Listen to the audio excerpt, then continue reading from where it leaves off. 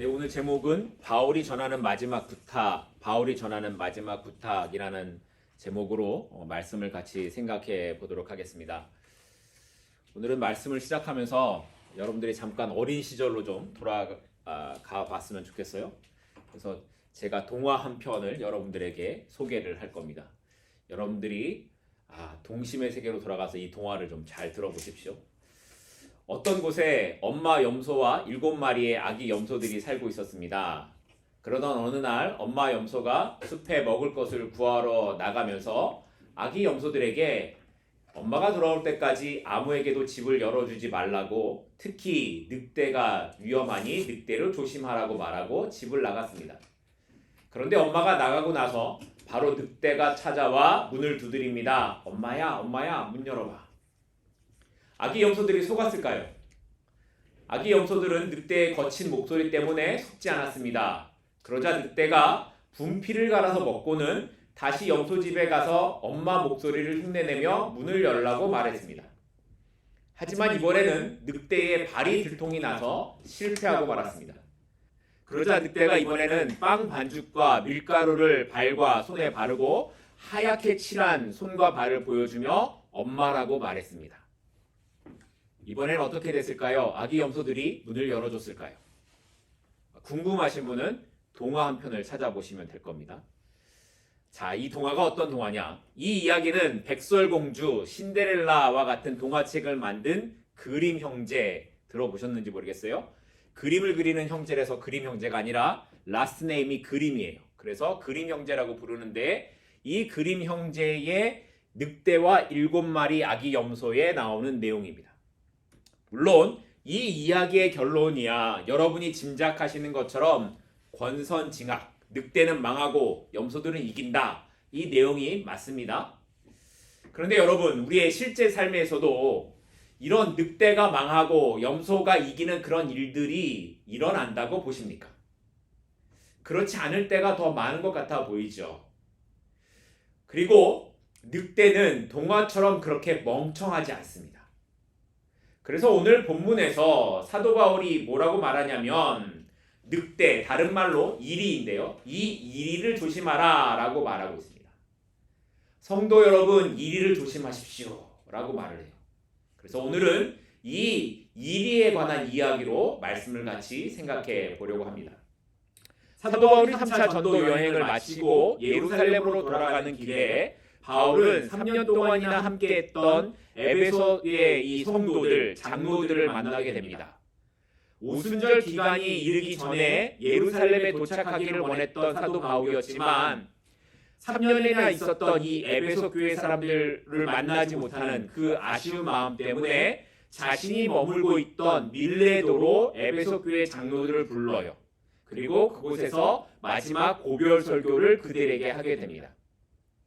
그 내용 중에 앞부분을 우리가 지난 시간에 살펴봤고, 오늘 말씀은 뒷부분에 해당하는 바울의 부탁과 권면, 그리고 헤어짐에 관한 기록들을 살펴볼 수 있게 됩니다. 먼저 오늘 28절 말씀을 보면 이렇게 기록합니다. 여러분은 자기를 위하여 또는 온 양떼를 위하여 삼가라. 성령이 그들 가운데 여러분을 감독자로 삼고 하나님이 자기 피로 사신 교회를 보살피게 하셨느니라. 앞에 있는 사도행전 20장 17절부터 27절까지 말씀은 우리가 살펴본 것처럼 바울 자신이 어떻게 살아왔고 또 자기가 앞으로 어떤 길을 가게 될 것인가에 대한 말씀을 기록한 것이었다면, 이제 28절 이후부터는 에베소 교회를 염려하는 이 바울의 마음이 절실하게 담겨있는 내용이고, 그렇기 때문에 교회의 감독들, 다른 말로 지도자, 장로들이 어떻게 살았으면 좋겠다라는 이 바라는 내용으로 기록되어져 있습니다. 그리고 그 사도 바울의 바람의 첫 시작이 뭐냐면, 자기를 위하여 또는 온 양떼를 위하여 삼가라라는 것이었습니다. 여기 삼가라라는 단어가 헬라어의 단어의 뜻으로 보게 되면 무엇에 대해 주의를 집중하다, 조심하다, 이런 뜻을 갖고 있고요. 또 우리말 성경에 또는이라고 번역된 이 단어는 원어 그대로 해석을 하면 그리고라는 뜻으로 번역하는 것이 더 맞는 단어입니다. 그러니까 이 말을 다시 번역해서 보면 여러분 자신과 그리고 여러분에게 맡겨진 양떼를 위해 집중하고 조심하십시오라고 이렇게 번역하는 게 더 맞는 번역이라고 보여집니다. 그런데 여기에서 우리가 주의 깊게 봐야 하는 것은 이 번역이 이렇게 되었다라는 것이 아니라 여기 순서에 따라 기록된 자기와 그리고 양떼라는 부분입니다. 주의하고 조심하라고 사도 바울이 말하고 있는 게 양떼들만이 아니라 누가 먼저예요? 여러분 자신이라는 거예요. 감독자들, 장로들, 여러분 자신이 먼저 주의하고 조심하라는 거예요. 목사나 장로 혹은 교회의 어떤 직분을 맡은 사람들로 생활을 하다 보게 되면 아주 많은 잘못을 하게 되는 게 있는데 그게 뭐냐면 자신을 가르치는 사람으로 인식하게 된다라는 거예요. 심지어 어떤 목사들은 자신은 목자이고 성도는 양이라고 생각합니다. 그래서 자신이 선한 목자가 되어버리는 실제적인 착각이지만 그렇게 자기는 선한 목자라고 생각을 한다라는 거예요. 근데 정말 그렇습니까, 여러분? 그런 논리대로라면 목사나 장로가 목자가 되면 그들에게 예수님은 과연 어떤 분이 될까요? 그러니까 어느 누구도 목자가 되지 않는 거예요. 목사나 장로나 집사나 아이들이나 모두 다 뭐예요? 양인 거예요. 다 양이에요. 우리에게 선한 목자는 오로지 예수님 한 분뿐이십니다. 굳이 목사가 뭐냐라고 이야기를 한다면 아마 이렇게 얘기할 수 있을 것 같아요. 양들 중에 반장. 그래서 뭐 하는 거예요? 반장은 차렷, 경례, 뭐 이런 선생님께 대하여 경례 이런 거 말하는 사람인 거예요. 이렇게 우리를 다 양으로 생각하고 기록된 그 성경 안에서 이런 양의 성질이 그러면 어떻게 나타나는가 우리가 좀 봐야 되겠죠. 이사야서 53장 6절인데요. 이사야서 53장 6절을 보면 양은 다 어떻다고요? 잘못 행하여 각기 제 길로 간다라고 말하고 있죠. 그 길이 잘못된 길인지도 모르고 양들은 그냥 자기가 원하는 곳으로 가다가 길을 잃어버리는 성질이 있다라는 거예요.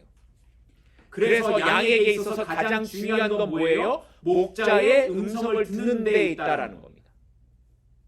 우리가 신앙생활을 오래 했다고 그래서 뭔가 되었다라고 착각하게 될 때에 또 신학을 공부하고 목사가 되고 장로가 되고 그렇게 되는 소위 세상에서 말하는 어떤 계급을 갖게 되었을 때에 우리의 머리가 커져서 지식을 갖게 되었을 때에 그때 우리는 어떻게 된다고요? 각기 제 길로 간다라는 겁니다. 그렇게 되기 쉽다라는 거예요. 그래서 신앙이 오래될수록 늘 우리가 갖고 있어야 하는 생각은 나는 누구라고요? 나는 양이라는 거예요. 나는 양이니까 누구의 음성을 들어야 된다? 목자의 음성을 듣기 위한 마음이 늘 열려 있어야 된다는 거예요. 이 주님의 음성을 놓치면, 선한 목자의 음성을 놓치면 죽는다라는 마음을 갖고 살아가야 된다라는 거예요. 신앙의 세월이 깊어졌다라고 이게 변하면 안 된다라는 거예요. 그런데 우리는 자꾸만 내가 오래 믿었어, 내가 오래 신앙생활을 해서 이제는 뭔가 된 것처럼 착각하며 살아갈 때가 있어요. 이제는 나는 구원을 다 따놓았으니 나는 그냥 아무 생각 없이 사는 그런 성도의 모습들이 너무 많다라는 거예요. 그런데 우리는 양입니다. 각기 그릇 행하여 제 길로 가고 있는 양이라는 거예요. 그래서 오늘 주의 음성을 듣기 위해 발버둥 쳐야 합니다. 신앙생활이 더 오래되면 오래될수록 주의 음성을 듣기 위해 발버둥 쳐야 합니다. 오래되면 주님을 듣지 않으려고 하기 때문입니다. 오늘 2023년을 마지막 보내는 이 날에 우리가 어떻게 살아야 될까? 내년은 또 어떻게 살아가야 될까? 생각하면서 내가 양인 것을 기억하게 하시고 오직 주의 음성을 듣는데 집중하는 한 해가 되게 해달라고 그렇게 기도하는 저와 여러분들이 되었으면 좋겠습니다. 자, 그러면 사도 바울은 왜 이렇게 에베소 교회 장로들에게 자기 자신과 성도들에 대해 주의하고 조심하라고 말을 했을까요? 그 이유가 29절에서 나오고 있습니다. 오늘 본문 29절이에요.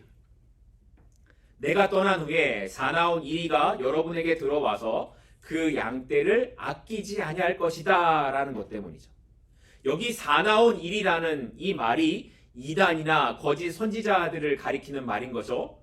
바울은 이제 자신이 에베소를 떠나게 되면 이단이나 거짓 선지자들이 에베소 교회에 들어와 교회를 흔들 것이라는 것을 예상하고 있었습니다.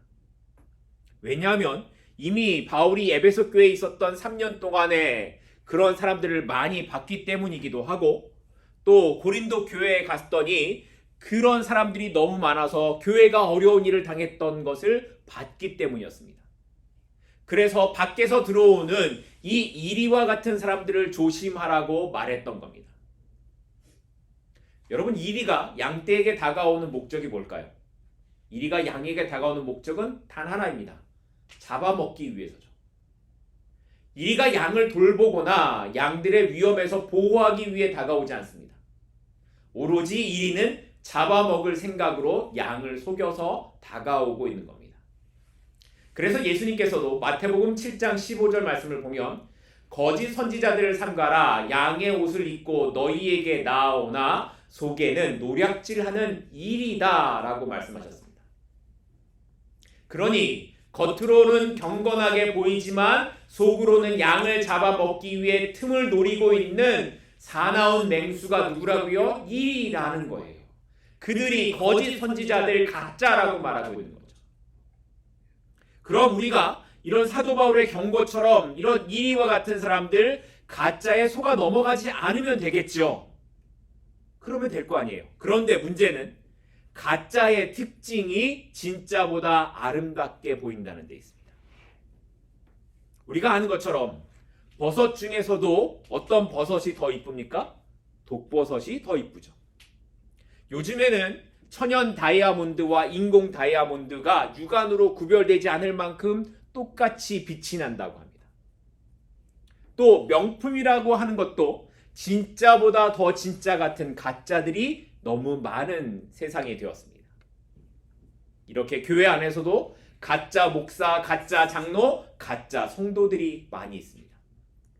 그리고 그들은 앞에 나온 동화 속 이야기처럼 목소리도 바꾸고 겉으로 변장을 해서 진짜와 가짜가 구별되지 않는 그런 세상에 살아가고 있습니다. 그래서 바울은 그럼 어떻게 살아야 될까? 어떻게 진짜와 가짜를 구별해야 될까에 대해 디모데후서 3장에서 이렇게 그 방법을 이야기합니다. 디모데후서 3장 2절부터 5절까지 말씀입니다.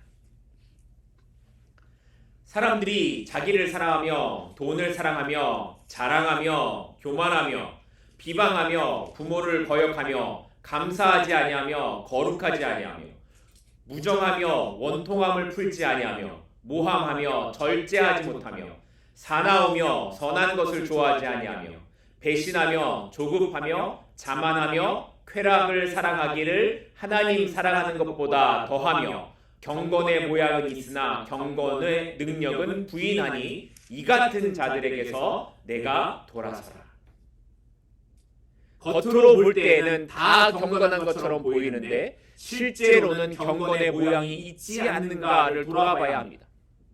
바울이 말하는 경건은 우리가 목소리를 깔고 옆에 성경책을 끼고 있는 그런 모습이 아니라 자기보다 다른 사람을 사랑하며 돈을 사랑하지 않고 겸손하며 부모님을 섬기며 감사하는 사람입니다. 또 인정을 베풀고 다른 사람에게 선하게 대하고 너그러우며 절제할 줄 알며 신의가 있고 하나님을 사랑하는 사람입니다. 그런데 오늘날 교회는 뭘 자꾸만 하려고 합니까? 자랑하려고 합니다. 우리 교회가 몇 명 모이고 교회가 얼마나 크고 선교는 몇 군데를 하고 뭐 이런 것들을 이야기합니다. 심지어 신학교에서조차도 교회 성장학이라는 것을 만들어서 어떻게 하면 교회가 성장할까를 가르칩니다. 그러다 보니 목사가 되어서 성도들을 볼 때에 어떻게 보는지 아세요? 누가 교회에 도움이 될 수 있는가 이런 눈으로 바라봅니다. 그래서 교회에 별 도움이 되지 않을 것 같은 사람은 장로도 되지 못하는 그러한 시대가 되어버렸습니다. 이런 교회는 교회 말고 회사라고 하는 게 맞을 겁니다. 사랑의 회사, 명성회사 이렇게 부르는 게 맞을 거예요. 교회는 사도 바울이 28절에서 말하고 있는 것처럼 하나님께서 자기 피로 사신 곳입니다. 그래서 교회는 예수 그리스도의 피 말고는 내세울 것이 없어야 합니다. 우리 교회가 어떻게 하면 성장할까, 커질까 이런 것을 생각하는 것이 아니라 우리 교회를 통하여서 예수 그리스도가 어떻게 드러날 것인가, 그 피의 은혜가, 보혈의 은혜가 어떻게 드러날 수 있을까를 생각하는 것이 맞는 것입니다. 이걸 전하지 않고 다른 것을 이야기하면 양의 모습으로 다가온 이리일 뿐입니다. 그래서 우리에게 분별할 수 있는 지혜가 있기를 기도해야 하는 겁니다.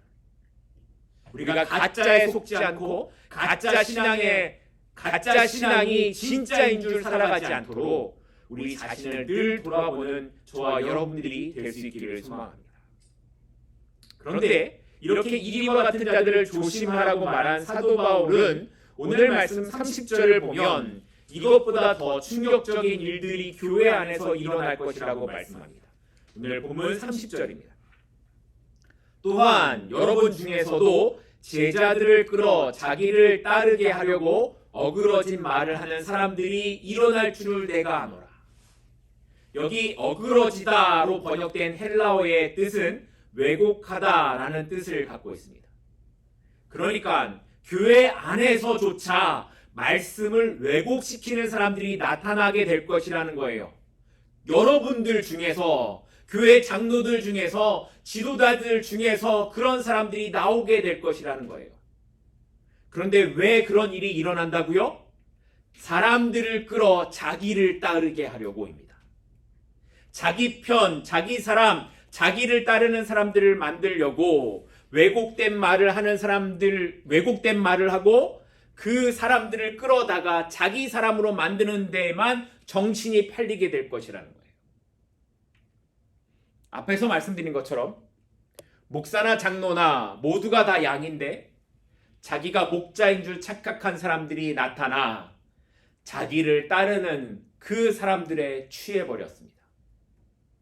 그래서 주님을 따르자라고 말하는 게 아니라 나를 따르라고, 나의 말하는 것을 잘 들으라고, 내 말에 순종하라고 그렇게 성도들을 만드는데 정신이 팔려버렸습니다.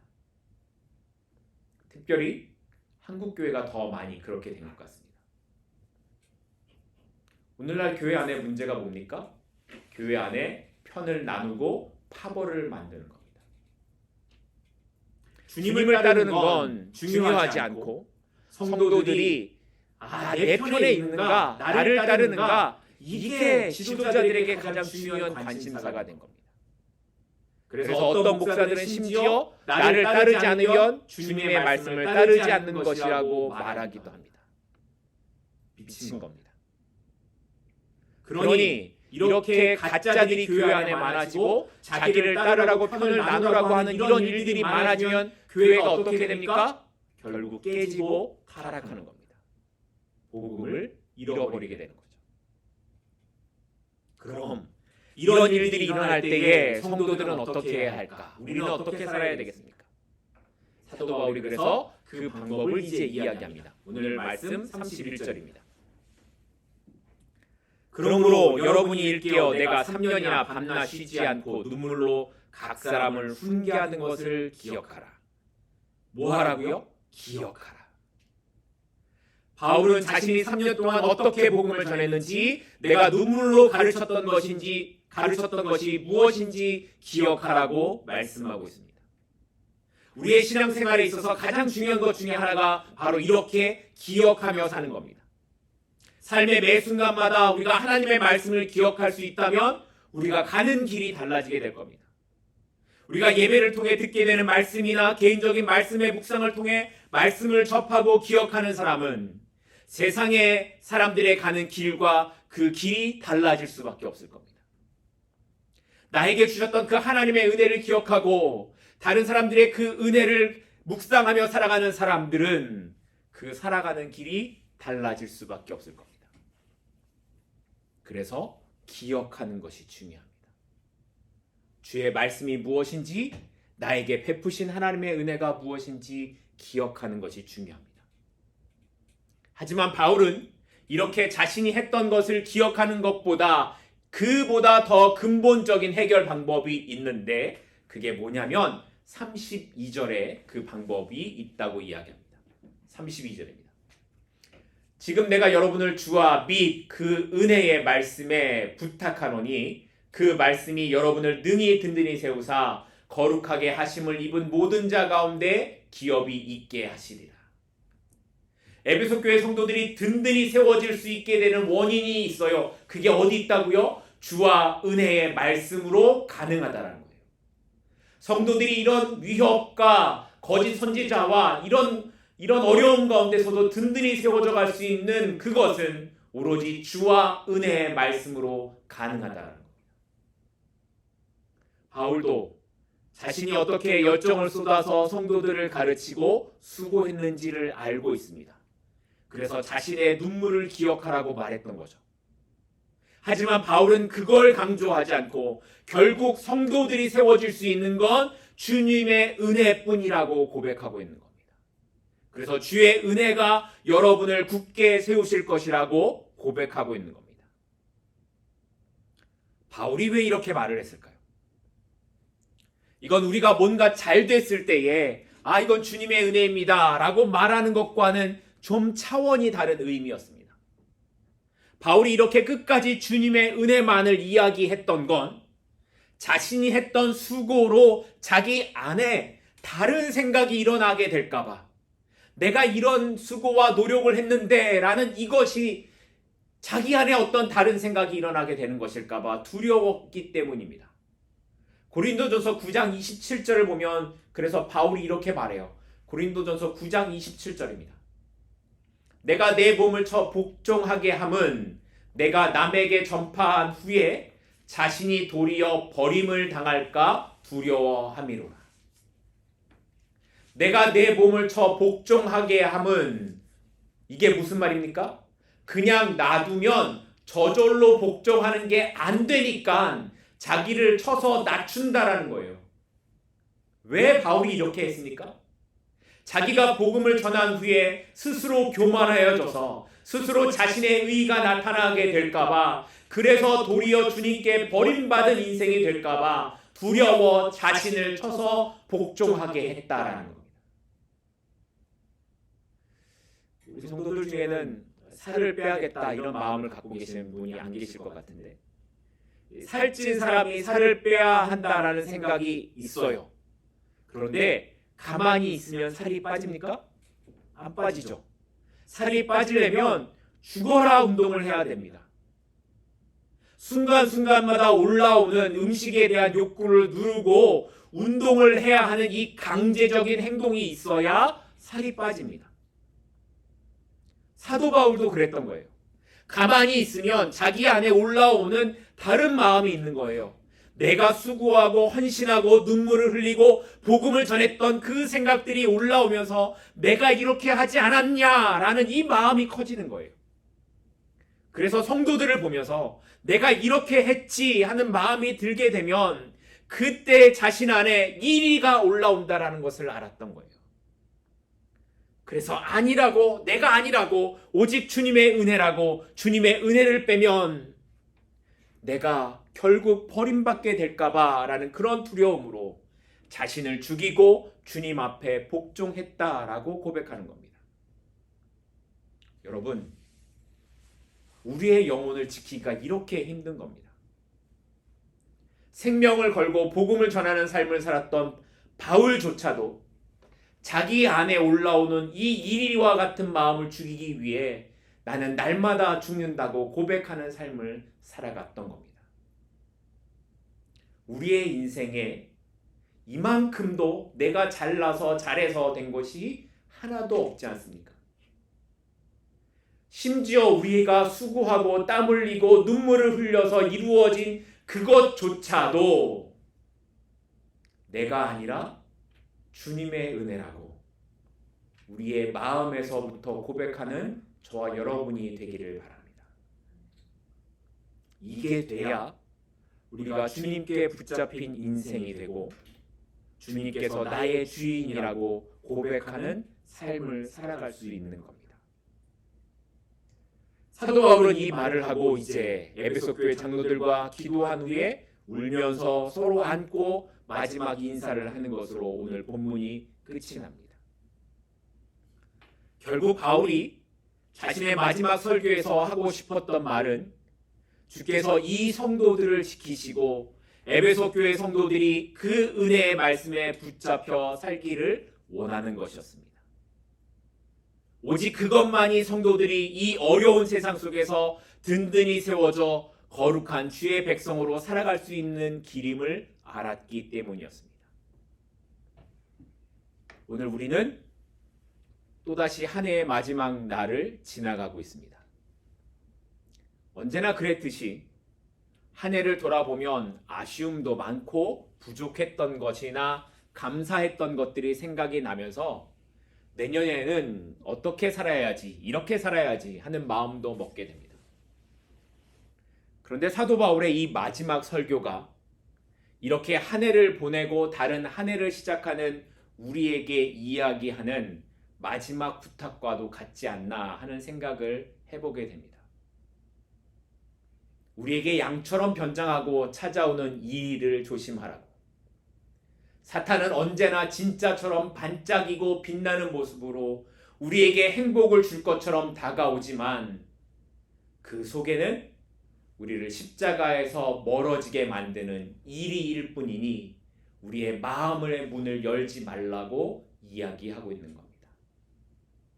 뿐만 아니라 우리 안에서 일어나는 내가 드러나고 싶고 내가 나타나고 싶은 그 이리와 같은 마음을 쳐서 복종하게 하는 그러한 삶을 살라고 사도 바울이 이야기하고 있는 겁니다.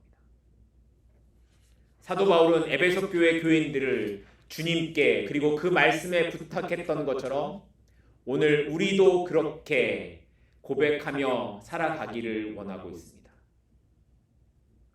우리의 고백이 사도 바울의 고백처럼 되었으면 좋겠습니다. 주님, 올 한 해 우리 평생을 주님께만 의지하며 살겠습니다. 우리가 주의 은혜로 사는 인생임을 날마다 기억하게 하시고 날마다 주의 은혜의 말씀으로 우리를 붙잡아 주십시오. 내가 부딪히게 될 어떤 상황에서라도 주께서 나의 마음과 생각과 내 온 영혼과 내 온 마음을 붙잡아 우리를 든든하게 세워주십시오. 그래서 2024년이 흔들리지 않는 한 해가 되게 해주십시오. 정말 주의 십자가 안에서 흔들리지 않고 주님만 붙잡고 살아가는 그런 한 해가 되게 해달라고 그렇게 기도하는 저와 여러분들이 될 수 있기를 소망합니다. 기도하겠습니다.